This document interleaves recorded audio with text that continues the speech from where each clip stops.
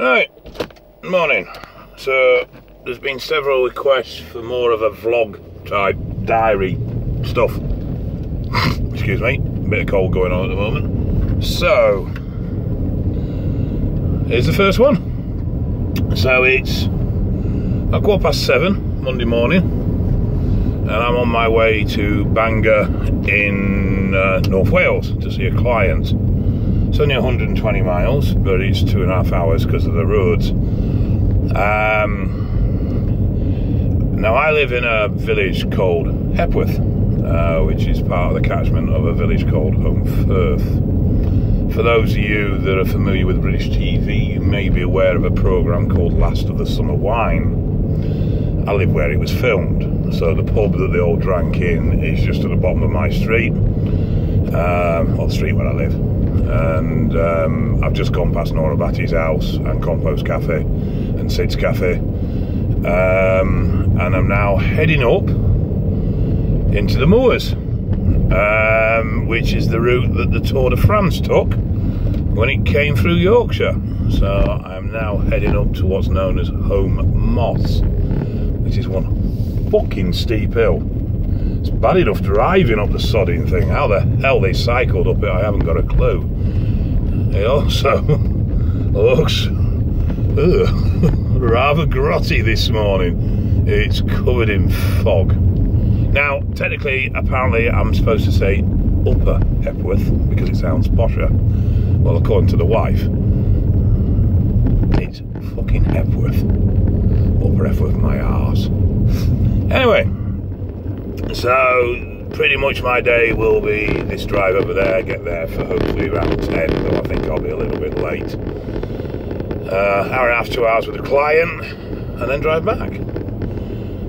My wife was going to come when we've got a friend that's moved out to a farm out in Bangor. She was going to call and see him, but he cancelled on her last night, so she's at home sulking.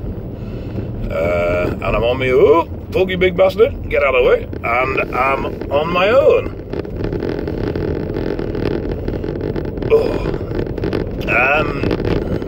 Back is killing me this morning. Trained back and shoulders yesterday, and ooh, what a good one. And then it was my youngest daughter's 13th birthday last week, so we promised her, well, we were originally going to take her out something to eat and the beaches at the weekend, but she said there was nothing she wanted to go see, so we ended up taking her to Trafford Centre in Manchester, bought her some new trainers, and she bought herself a load of makeup with her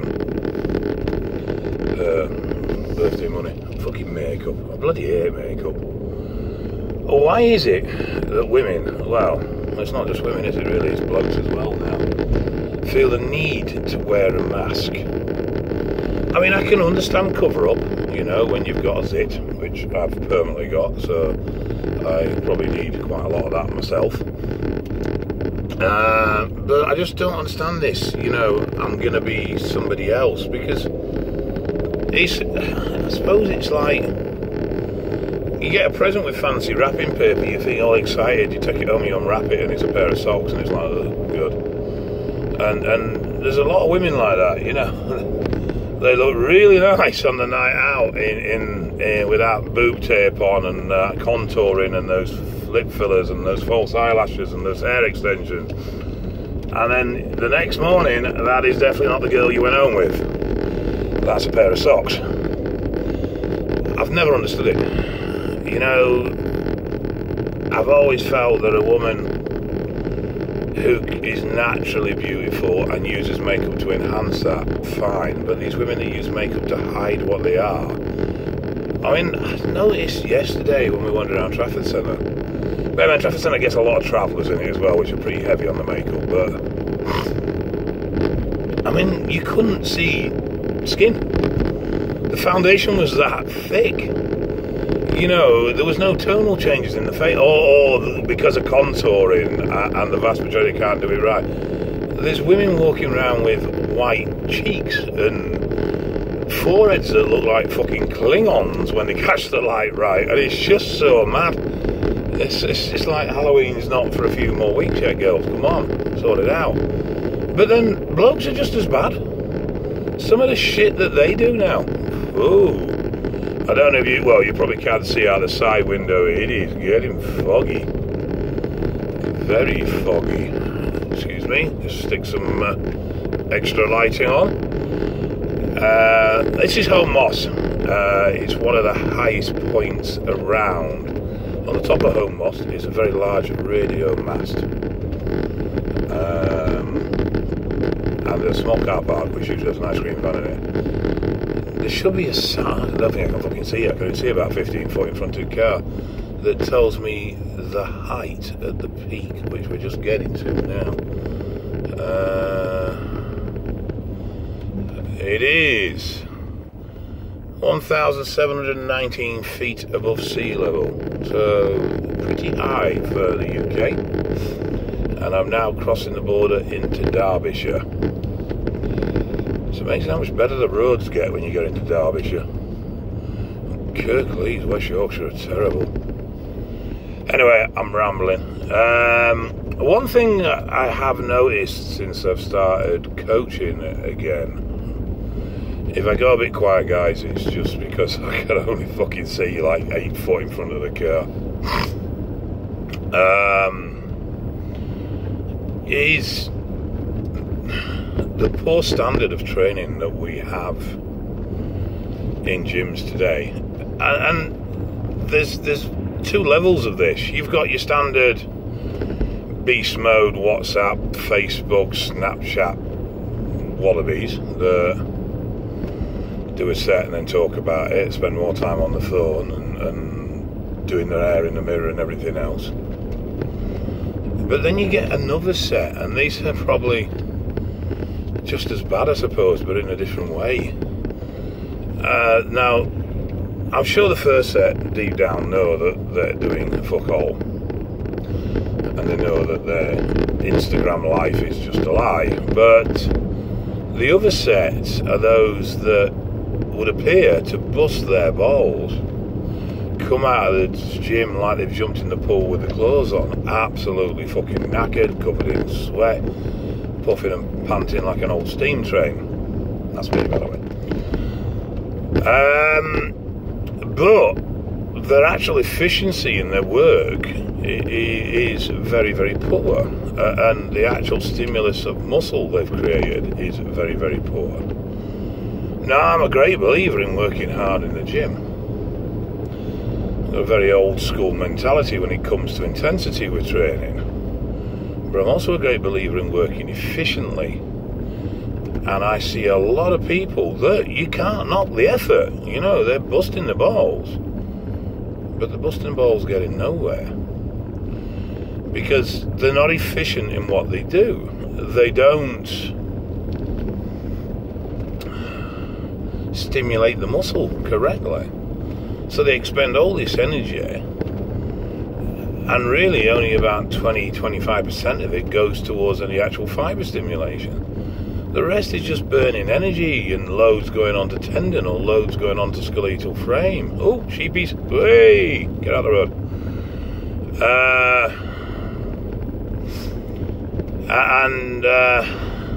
Should have gone back and picked them up, actually. I mean, Sunday dinner. And I don't think they realise, you know, they're convinced they're in beast mode. They're convinced they're busting their balls and they're working hard and they're training intensely. And they are working hard, but they're not training intensely. They're not efficient with the training at all. And it's a shame because all that effort, all those calories burnt, all that food consumed to provide those calories is just wasted. There's one thing training hard, and there's another thing training efficiently and hard. This is particularly more important if you are of a fast metabolic nature, i.e. you don't put weight on easily. All the skinny buggers out there, you've got to focus on loading the muscle. A lot of people, when they bench, chest press, anything, they might have 100 kilo on that bench, but only 50 or 40 kilo of that's actually loading the pecs. The rest is getting dispersed through various other areas, and a lot of it, like I said, skeletal mass and tendon.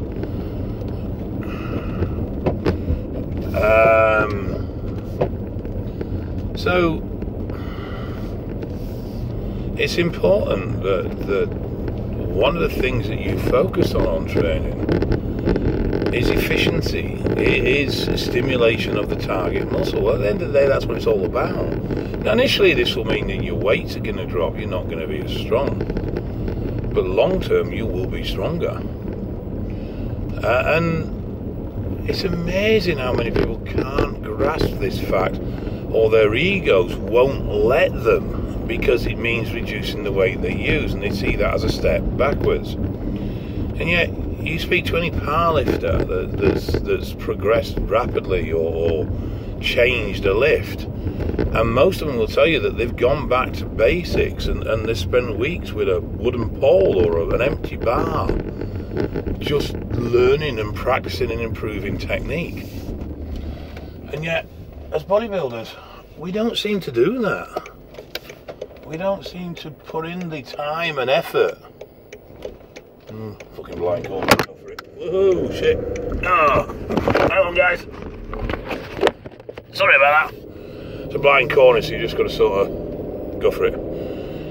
But they don't put the effort in to improving their technique. And I'm not talking about form as much, but the technique of actually stimulating muscle fibre, of actually hitting the target muscle. You know, people say, oh, I do this exercise and I can never get it to feel right, or I can never feel it in my chest, or I can never feel it in my back, so I don't do it anymore. Well, yeah, okay, I mean, I can see something in that. You know, you don't do an exercise that doesn't work for you, but have you actually broke it down and tried to get it to work? Because sometimes you're missing out on some really good movements that produce very good stimulus.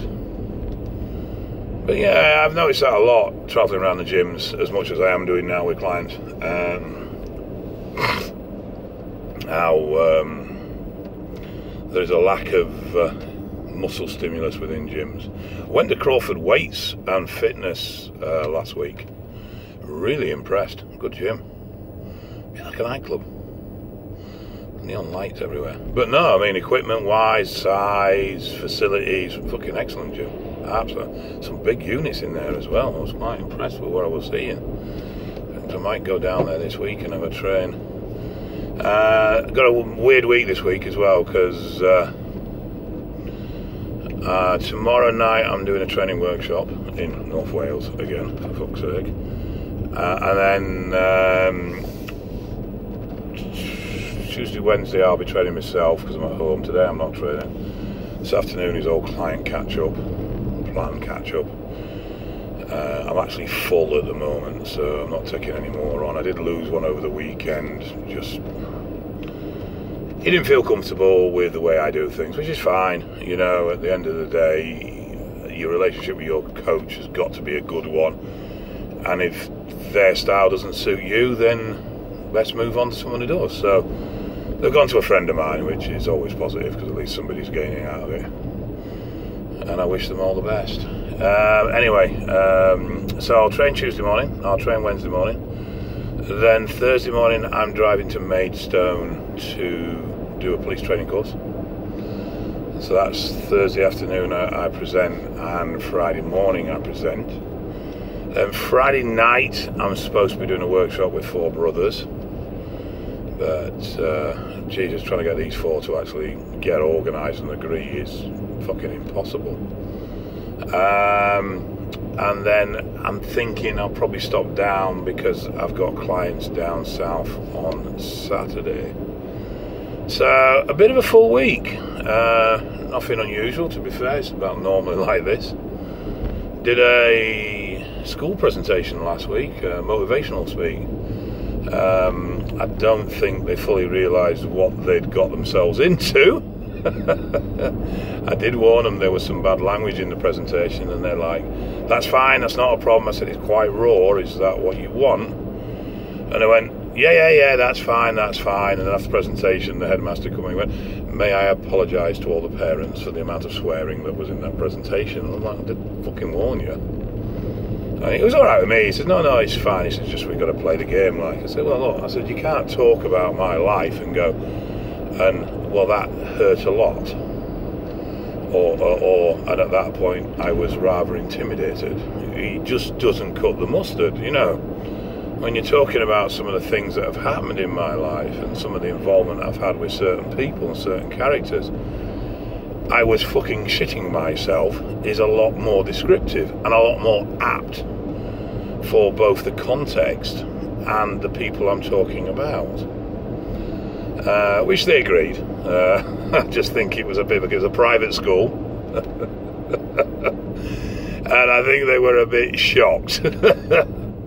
But they said the presentation itself was excellent, so that was good. Did it a lot different this time.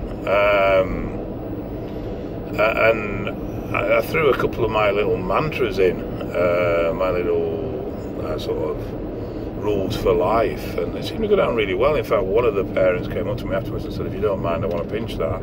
So it's one of the best quotes I've ever fucking heard of, and that was the don't set limits, find them one that I said in UC1.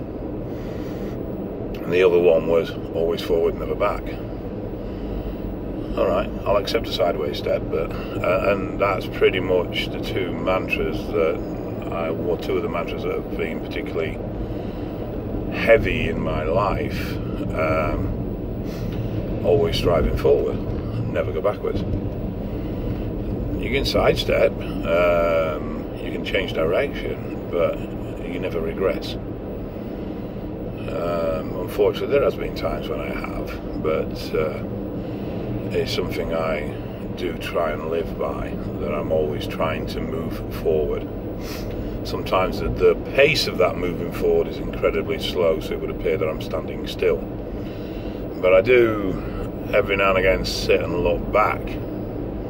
It's like the last 12 months of working in security, and one of the big driving factors for me getting out of it was I wasn't moving forward. I wasn't moving forward within the business, not in a sense of promotion, but in the sense of improving things. I was trying, but I was only willing to commit so much. A wage only buys so much of me at the end of the day. And I neglected my own business quite dramatically at that time. It's only since leaving that I've really started to focus on pushing my services forward, and I've gone in 2 months from one client who was a mate as a favour, who wasn't even paying, to the full house. So now I'm turning people down. So, I just realised how much time I'd not progressed for, and it was affecting my training, it was affecting my diet, it was affecting all aspects of my life, really. So now training is improving on a weekly basis. The biggest issue at the moment is just that consistency with work commitments. But the sessions are definitely getting harder. Strength is definitely improving. Bent over rowing yesterday, got up to 180 in good form, which is not the 260 I used to do, but it's definitely a big step in the right direction. I've had a lot of problems with core control and cording collapse, so that was really good. Finished off on my own hybrid version of deadlifts. Got up to 180 on those, which is not a big number for deads, but it's a decent number for the way I do them. So all in all, it was a pretty solid workout. Pre-exhausted delt with some TUT work on side laterals, and then did some TUT pressing, and then finished off with some heavy pressing and still hit a 140 for 4. So fresh, non-pre-exhausted. I'm probably going to be back repping 180, I would have thought, but not that that's particularly important at the moment. I'm getting really good feel and I'm seeing changes. I've dropped 10 pounds. I've come down from 375 to 365. This weight generally has always been very good for me from a performance balance to living with sort of level, but I am still fat. No denying that one. So I need to look at that, and I definitely need more power. But obviously at the moment I'm still drug free. Though I have been seriously considering running some sort of TRT. Just wish I could get Farmer. I don't fancy the prospects of UGL TRT for the next 20 years. So I am looking at that potentially. I'm going to get a test done and see where I am. Okay, I've been rabbiting for 20 minutes and I'm now stuck in traffic. And I'm stuck in traffic a long way from where I know the traffic jam is as well. Oh well. Right, so I'm going to get off. Hopefully this isn't too boring for you guys. And I'll catch up with you later in the week.